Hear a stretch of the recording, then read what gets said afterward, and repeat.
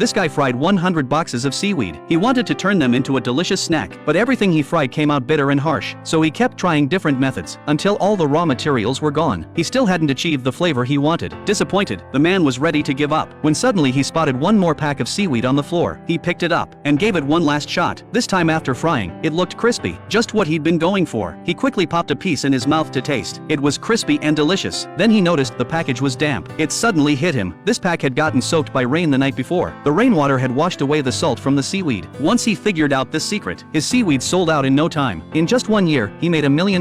But a phone call from his father left him devastated. His father had gone bankrupt with $40 million in debt. If he tried to pay it back just by frying seaweed, it would take him 40 years to clear it. One day, walking down the street, he saw 3 chain convenience stores, and suddenly got the idea to expand his sales. The next day he went to the convenience store headquarters. He pitched his product to the marketing manager, but when the manager saw his seaweed, he flat out rejected it for having ugly packaging. The man didn't give up though. He went home and sold his beloved computer, used that money to hire a packaging designer, and created eye-catching, beautiful packaging. But when he came back to negotiate with the new packaging, the product manager deliberately avoided him. After waiting all day, his patience had run out. Then he thought of something. He left some seaweed in the elevator. 2 employees found it, opened a few packs and tried them. To their surprise, the seaweed was so good they licked their fingers. Other co-workers saw this and tried some too. Soon his seaweed had won everyone over. The product manager reached out to him, planning to stock his seaweed in over 70,000 convenience stores nationwide. But the manager had one condition. The quality control team would inspect his factory. As long as he passed all the audits, their partnership would take effect immediately. But he was broke and didn't even have a factory. He tried to get a bank loan to open one, but when the staff looked at his paperwork, his family was $40 million